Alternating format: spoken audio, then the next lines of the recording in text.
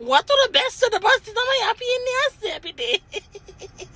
මේ බඩින්ගිත්තක් නැද්ද? බඩින්ගිත්තක් නැද්ද කණ්ඩ? බඩින්ගිත්තක් කාලා ෆොටෝස් දෙක තුනක් අරගෙන ලකුණු පොඩ්ඩක් දාගෙන ආපහු යනවා.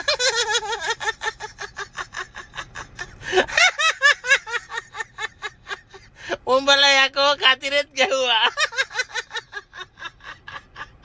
උඹලා කතිරෙත් ගැහුවා. අපි තමයි හොඳටම කරේ.